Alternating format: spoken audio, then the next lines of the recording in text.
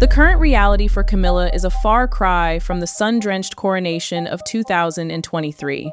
That day, Westminster Abbey, ancient ritual, the whole world watching, the crown placed on her head alongside Charles's represented the completion of the most improbable public rehabilitation in the history of the modern British monarchy. From the woman the tabloids had designated the most hated in England to the crowned queen consort in a single ceremony that seemed to declare the argument over, the judgment rendered, the past finally buried under the weight of the present. It had taken decades. It had cost her things she would never discuss publicly. And it had arrived finally in a blaze of gold and pageantry and the specific warm satisfaction of someone who has endured long enough to be vindicated by time. That was then. What Princess Anne has executed in the months since is something that no palace press release will describe in these terms, but that every person with any proximity to the inner workings of the House of Windsor understands in exactly the terms that the phrase requires: an iron protocol, a systematic, bureaucratically precise, legally documented dismantling of the informal architecture that Camilla had been quietly building around her children and grandchildren during the years when Charles's illness had created a domestic bubble, and her position as the primary gatekeeper of his schedule had given her more operational latitude than anyone outside the palace was tracking. The Iron Protocol has two primary targets: Ray Mill House in Wiltshire and Balmoral Castle in the Scottish Highlands. Ray Mill House is the property Camilla purchased in 1996 for £850,000 following her divorce from Andrew Parker Bowles. Her personal sanctuary, the one place where she could shed the heavy mantle of queen consort and simply be a mother and grandmother, far from the camera angles and the managed appearances and the endless performance of a woman who has never been able to be entirely off duty since the day the public decided to have opinions about her. In early 2026, property records flagged by Anne's network of administrative loyalists revealed that Camilla had executed a clandestine transfer of ownership. The title of Ray Mill House had been moved into a sophisticated trust structure, effectively placing the multi-million-pound estate into the hands of Tom Parker Bowles and Laura Lopes. Anne's response when those records landed on her desk was not measured. It was surgical. Balmoral is something else entirely. It is not simply a residence or a holiday property or the kind of country estate that wealthy families maintain as a retreat from their primary lives. It is a 50,000-acre fortress of royal identity in the Scottish Highlands, privately purchased by Prince Albert for Queen Victoria in 1852, the private inheritance of the sovereign, a distinction that places it outside the crown estate structure and that Camilla, in Anne's characterization, interpreted as a loophole for personal entitlement. The moors where Anne learned to ride under Prince Philip's watchful eye, the Highland sanctuary where Elizabeth II spent her final days. The estate, whose guest list, under Camilla's influence, had begun to include people who carried no titles and bore no royal duties, but who were, by virtue of their relationship to the queen consort, treated as though the distinction between those categories did not apply to them. This is the story of how Anne drew the line, how she enforced it, what she found when she looked at the documents, and what the Parker Bowles family's swift and total retreat from the royal calendar reveals about the nature of the institution that tolerated their informal proximity for years before deciding, with the specific efficiency of an organization that has run out of patience, that it was finished doing so. It is the story of a woman who has performed more official engagements in her 70s than most working royals manage in their 40s. And who brought the same relentless discipline she applies to her public duties to the private business of protecting a crown she has served since before most of the people watching this were born. To understand why the Ray Mill transfer detonated the way it did inside the palace, you have to understand the specific context in which it occurred, not just the transfer itself, but its timing, its mechanism, and what it revealed about the calculation being made by the person who authorized it. King Charles had been fighting cancer since early 2024. His illness had been managed publicly with the careful language of optimism and continued duty, but the toll was visible to anyone paying attention: the thinned frame, the reduced schedule, The specific quality of a man spending his remaining energy on the things he had decided mattered most, and delegating the rest with a decreasing ability to monitor what the delegation produced. Camilla had become, through the natural logic of a household organized around a seriously ill patriarch, the primary gatekeeper of his schedule and his energy. She managed access, she shaped priorities. She was, in the most practical domestic sense, the person who determined what reached Charles and what did not. In this environment, with Charles focused on his legacy projects and his medical management and the specific concerns of a king who understood that his time was finite, certain things were happening in the administrative background that were not being flagged to the people who would have flagged them if they had known. Property records moving through trust structures. Legal advisors whose primary loyalty was to the Queen Consort rather than to the broader institution processing documents whose implications extended well beyond Camilla's private affairs. The Ray Mill transfer was not a spontaneous decision.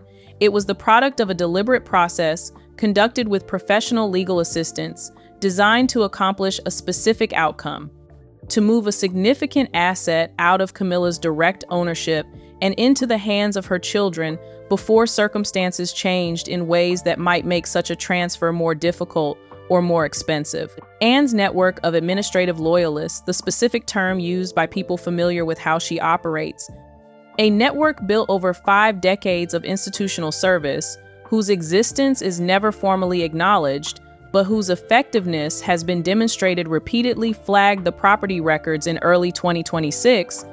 When the documents landed on her desk and she understood what she was looking at, Anne's primary contention was not that the transfer itself was legally impermissible. It was that the method and the timing constituted a betrayal of the institution's trust. In the royal family, the Queen Consort's finances are never truly private.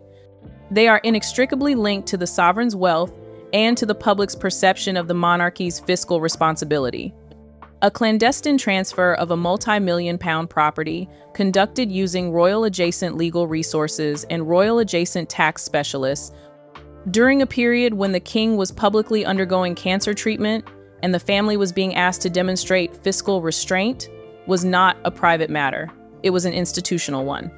The fury that Anne and William shared, and which Edward joined in the quiet, measured way that characterizes his approach to family conflict, stemmed from a perceived hypocrisy whose specific contours were impossible to argue around. While the king was fighting for his life, and while the family was publicly committed to a slimmed-down, fiscally responsible monarchy that demonstrated its value through service rather than through the display of accumulated wealth, the Queen Consort was allegedly using royal legal structures to insulate her children's inheritance against future tax implications. The implicit argument of the transfer was that Camilla was not entirely confident the future would look like the present, that under King William V, her children's comfortable proximity to royal life might not survive the transition, and that securing their assets now, while the current configuration of power made it possible, was the prudent approach. Anne's interpretation of this implicit argument was blunt and non-negotiable. Panic buying of security for her children, conducted at the institutional expense of the crown she had been trusted to represent. The Ray Mill transfer provided the smoking gun.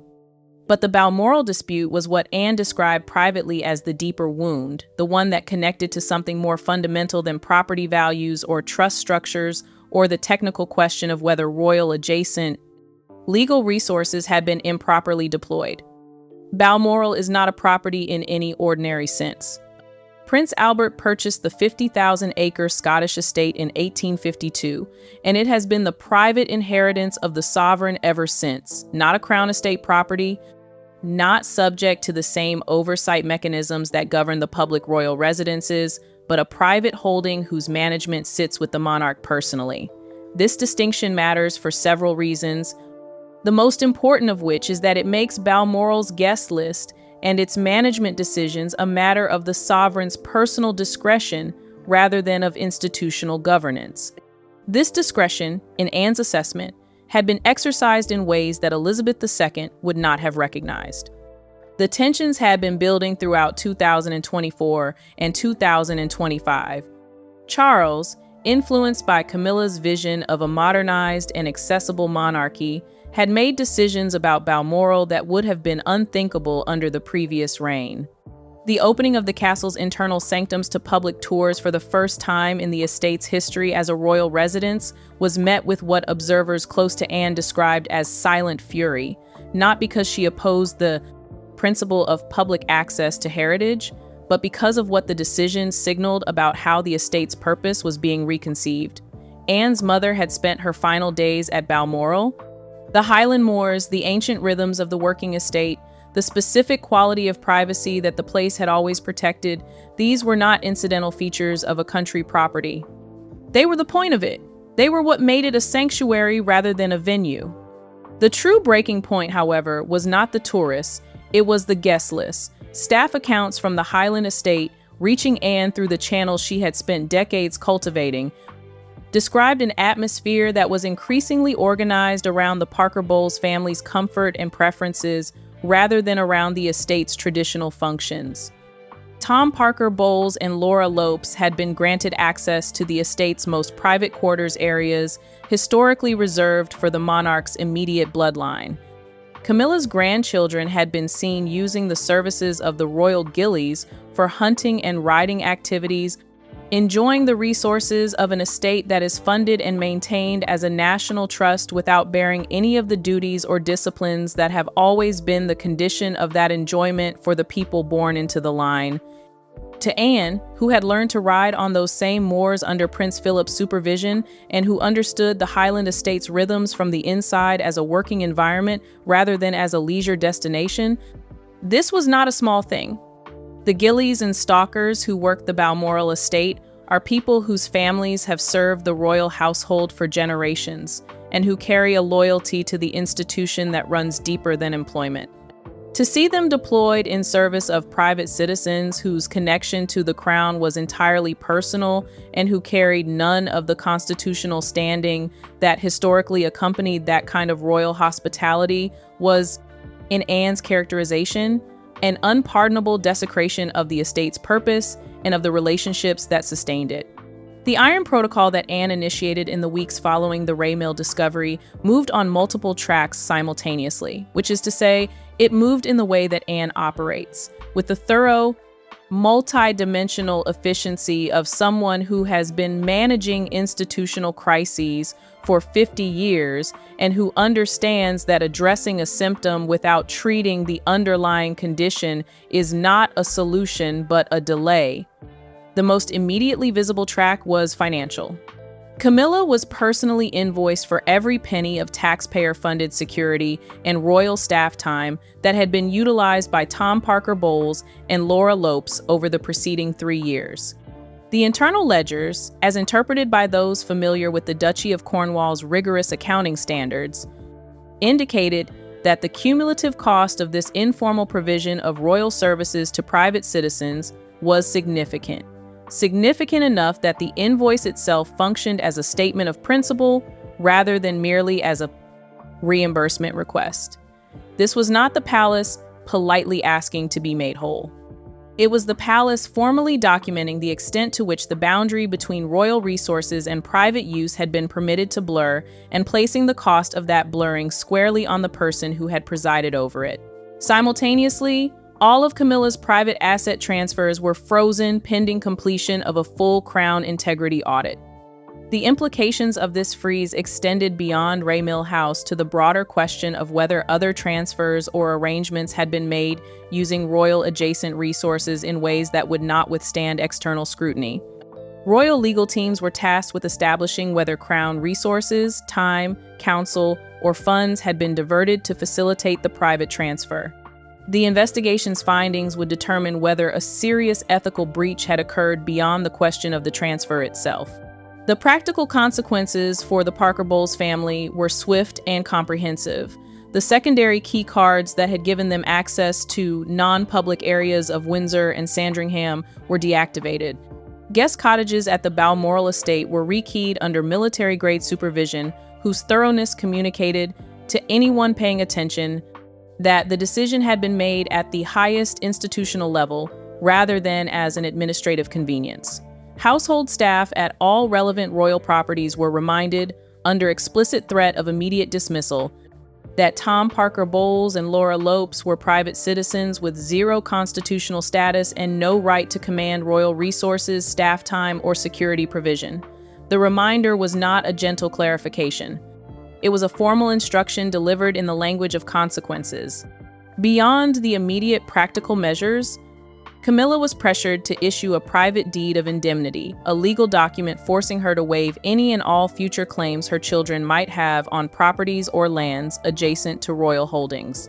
The document was, in the characterization of those familiar with its terms, a legal shackle. It was not a punishment in the criminal sense. It was a permanent structural constraint that ensured the informal architecture she had been building could not be rebuilt in a different configuration under different circumstances. The Deed of Indemnity was the Iron Protocol's most durable instrument, the one that would outlast any particular property dispute or any particular moment of institutional tension and remain in force regardless of who was making decisions within the palace.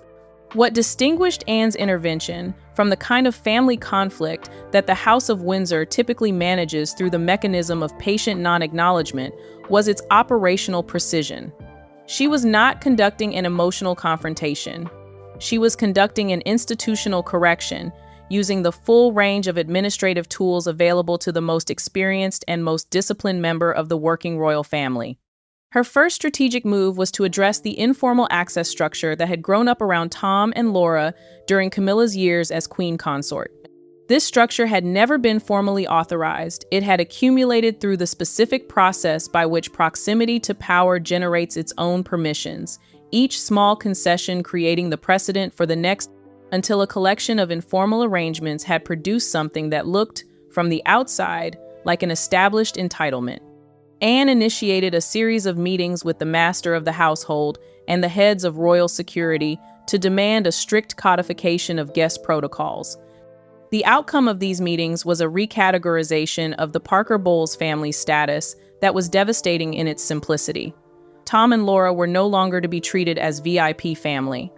They were to be treated as private guests of the Queen. The change in nomenclature sounds modest. Its practical implications were total. Any use of royal transport, staff, or facilities by Camilla's children now required pre-authorization by a central committee where Anne's institutional influence was paramount. The informal pathway had been closed. The formal pathway required a level of scrutiny that made routine access functionally impossible. The formation of what insiders came to call the heirs accord was the political dimension of the intervention that gave it its ultimate force. Anne found common ground with William and Edward, the two men who stood in the direct line of the institution's future and who had, until the Ray Mill discovery, maintained a polite and largely undemonstrative distance from the question of the Parker Bowles family's informal presence within the royal structure. The Balmoral dispute and the financial audit findings changed the calculus for both of them. William, who was already managing the specific concern of a future king about the condition of the properties he would inherit, had a direct stake in how Balmoral and Sandringham were being managed and by whose informal authority. Edward, the Duke of Edinburgh, brought to the accord the specific credibility of someone who had spent years building his own institutional standing through exactly the kind of disciplined, duty-first approach that the Ray Mill situation appeared to contradict. Together, the three of them presented a unified signal to Charles. The family was not divided on this issue. The Queen Consort stood alone in her assessment of what the institution owed her children. At Balmoral itself, Anne's reclamation was conducted not through announcements but through presence. She was seen personally inspecting the estate's boundaries, engaging with the gillies and stalkers whose families had served the Highland property for generations, spending time in the working sections of the estate that the Parker Bowles visits had treated as backdrop rather than as purpose. She blocked modernization projects that Camilla's associates had proposed, projects that would have made the estate more accommodating for non-royal guests, and that Anne characterized as attempts to normalize the informal arrangement she was working to end. By doing so, she made Balmoral an environment whose rhythms and standards were inhospitable to the kind of casual entitlement that had characterized the Parker Bowles family's access. The message was delivered through the estate itself, rather than through any verbal instruction. If you cannot meet this place on its own terms, you do not belong here. At the center of this escalating institutional correction stood a man whose reign had been defined by a duality that was now being expressed in its most personal and most painful form. Charles had historically been a defender of Camilla's family genuinely, warmly, not as a political calculation, but from the authentic feeling of a man who had loved their mother for most of his adult life and who had extended that love in the natural way of things to the people she had brought into his world. Tom and Laura were not strangers to him. They were not diplomatic obligations. They were, in the most human sense of the term, his stepchildren, and his affection for them was real. The exposure of the Ray Mill transfer had forced him to confront the gap between the private affection he felt and the institutional implications of the decisions that affection had, in the absence of adequate oversight, permitted to develop. His recent leniency, the controversial decision to open Balmoral's private rooms to public tours, the accommodation of the Parker Bowles family's informal royal proximity had been motivated in part by a genuine desire to leave a modernized and financially viable legacy in his final chapters. But the Ray Mill documents and the Balmoral guest records placed these decisions in a context that was difficult to defend against the case that Anne, William, and Edward were collectively presenting, that the modernization was being used as cover for something that had nothing to do with the institution's future and everything to do with one family's private financial security. Throughout 2025, as he underwent treatments, Camilla had become the primary gatekeeper of his schedule and his energy. Anne's intervention was intended, among its other purposes, to break the domestic bubble that this arrangement had created to ensure that the perspectives of the people who would inherit the institutional consequences of current decisions reached him directly rather than through a filter whose priorities were not entirely aligned with his own. Anne's argument to her brother was delivered in the characteristically direct language she applies to everything she considers important enough to say plainly. By allowing the Parker Bowles family to blur the lines of royal property management, Charles was inadvertently weakening the throne he had spent 70 years waiting to occupy. The private summit at Sandringham in early 2026 was described by those with access to its aftermath as a meeting that produced an exhausted king making a painful choice. Camilla defended her right to manage her private assets for her children's future, arguing that Ray Mill House had been her personal property since 1996 and had never been royal property in any technical sense.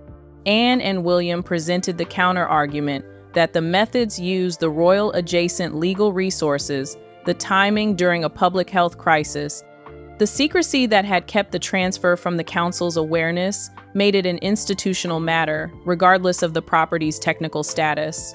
The king ultimately conceded. He authorized the Crown Integrity Audit. He signed off on the new restricted access rules for non-titled individuals at royal residences. For Camilla, this was the specific devastation of having the man she loved and had served as queen consort choose the institution over her, not because he did not love her, but because the institution had presented him with evidence that she had, however understandably, prioritized her family over its trust. The consequences for Tom Parker Bowles and Laura Lopes were swift, comprehensive, and described by those who observed them at close range as thoroughly demoralizing in the specific way that the loss of assumed privilege is always more demoralizing than the loss of earned privilege. The informal perks that had accumulated around their mother's position had never been claimed by them as rights. They had simply appeared in the way that access to power always appears when you are close enough to someone who holds it, as a natural feature of their lives, rather than as a contingent arrangement dependent on the continued goodwill of an institution that could withdraw it. That withdrawal was now complete. No more royal helicopters to attend private events. No more security provision for family holidays conducted under the informal assumption that the queen consort's children warranted protection. No more unmonitored access to the king's private retreats, where they had moved through spaces whose historical and constitutional significance they had been permitted to treat as background rather than as context. The guest corridors of Windsor and Sandringham had closed. The Balmoral estate's Highland rhythms had reasserted themselves in ways that made the property functionally unwelcoming to people who had never been required to earn their place within them. Insiders reported that Tom and Laura had significantly reduced their visits to royal properties in the months following Anne's intervention, not because they had been formally banned from all access, but because the atmosphere of scrutiny that surrounded any attempt to exercise that access had transformed what had once been an easy and pleasant arrangement into something that felt exposed and uncomfortable. They were aware that every invitation they received and every room they occupied was being cross-referenced by a network of auditors whose loyalty ran not to Camilla, but to the institution she served. The awareness of that scrutiny was itself the deterrent. The rekeyed cottages and deactivated key cards were the formal expression of a change that the informal atmosphere had already communicated. The pitiful dimension of their situation was, in the characterization of observers who retained some sympathy for it, the sudden and visceral realization that their mother's crown did not extend to them. It had never extended to them in any constitutional sense. But the informal arrangement that had existed for the first years of Charles's reign had created the functional equivalent of that extension, had given them access, comfort, and a proximity to the institution that had no constitutional basis, but had the practical effect of one. The Iron Protocol's achievement was not to have removed something they were owed. It was to have removed the something that should never have existed in the first place, and to have done so in a way that made the removal feel as absolute as if it had been the reversal of an entitlement rather than the correction of an error. What Anne had accomplished through the Iron Protocol went beyond the resolution of any specific property dispute or the enforcement of any particular access restriction. She had established through the combination of the Ray Mill investigation, the Balmoral reclamation, the heirs accord, and the Crown Integrity Audit, a principle whose implications extended well beyond the Parker Bowles family and the current reign. This principle was already being called the Anne Doctrine by the people inside the institution who understood what had been established and why it mattered. Its content was straightforward, though its enforcement had required everything Anne had brought to bear. The monarchy is a closed-loop system of duty. Those who marry into the family, or who are connected to it through blended family lines, have a responsibility to serve the institution, but no right to harvest its prestige, its resources, or its assets for their personal bloodlines. If you are not of the blood and you do not do the work, you should not be touching the institution's resources. The doctrine was unwritten. It required no formal adoption or parliamentary endorsement. It had been demonstrated through action, and the demonstration was its own authority. The doctrine's influence on William's preparation for his eventual reign was immediate and structural. The alliance between Anne and William during the crisis had aligned him in a way that his previous careful public positioning had not quite managed, with the hardline traditionalism that Anne represented. William had entered the crisis as someone whose modernizing instincts might have inclined him toward accommodation. He emerged from it as someone who had seen, in documented detail, what accommodation produced when it was extended to people whose primary relationship to the institution was through a personal rather than a constitutional connection. When William eventually inherits the crown and becomes King William V, he will do so having been shown, by the most experienced living member of the institution he will lead, exactly where the line runs and why it cannot be moved. At Balmoral, the restoration of order was visible in the way that the estate had always communicated its values through the quality of its daily operations, rather than through any formal statement. The public tours that Charles had opened continued under the stringent conditions that Anne had insisted upon as a compromise, conditions that respected the privacy of the royal line while acknowledging the legitimate public interest in heritage access. The Parker Bowles' presence had ceased. The Gillies and Stalkers worked the moors in the rhythms that the Highland estate had always followed. The guest cottages stood empty of people who had no title and no duty, which is how they had stood for most of the estate's history as a royal property. The sanctuary had been reclaimed. The question of what Camilla's tenure as queen consort will ultimately be remembered for is one that the events of 2025 and 2026 have complicated in ways that even her most committed supporters acknowledge, with some difficulty.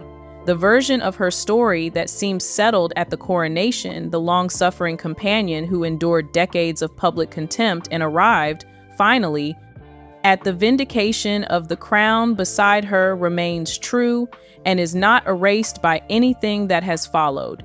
The rehabilitation was real, the endurance was extraordinary. The loyalty to Charles across the full duration of what it cost to love him in the specific circumstances they occupied was genuine and was demonstrated over a long enough period to be beyond reasonable dispute. But the Ray Mill transfer and the Balmoral guest controversy have introduced a second narrative that runs alongside the first, and that the Anne doctrine has now placed in the permanent institutional record. In the annals of royal property management and constitutional protocol, Camilla's name will be linked to a period during which the boundaries between the crown's assets and a private family's ambitions were permitted to blur, and to the specific attempt to use the window of royal proximity to secure her children's financial future in ways that the institution whose trust she held had not sanctioned and would not have sanctioned if asked. This is not a story of malice. The people closest to the situation consistently describe it as the story of a mother whose instincts were protective rather than predatory, and whose miscalculation was about what the institution would tolerate rather than about what she wished to take from it. But the distinction between malice and miscalculation matters less in institutional terms than the distinction between what was sanctioned and what was not. The psychological toll on Camilla was visible to those who saw her in the rare moments when she was not performing the composure that her position had always required. The woman who had navigated the treacherous decades of public opinion to become queen consort now found that the most dangerous adversaries were not the tabloids, but the family she had married into, specifically the family's most institutionally serious member, who had watched her moves and assembled her documents and waited for the moment when the evidence was complete before acting with the precision that patience and preparation always make possible. Camilla now moved through the palace with a caution that had not previously characterized her presence within it, aware that every document she signed and every guest she invited was being cross-referenced by people whose loyalty ran not to her, but to the institution she served. The silence that has fallen over Ray Mill House and the Highland moors of Balmoral is not in Anne's characterization or in the characterization of anyone who has followed the months of institutional correction that preceded it, a silence of defeat. It is the silence of a hard-won, icy peace, a peace dictated by the rules, the legacy, and the iron will of a woman who has served the British monarchy for longer than most of its current subjects have been alive, and who decided, at a specific moment when the institution she had served was being used in ways that conflicted with everything that service had been designed to protect, that she was not done yet. Anne at 75 has proven something that the people who have watched her across 5 decades of royal service already understood, but that the Parker Bowles crisis has made newly visible to everyone paying attention. She is not simply the hardest working royal.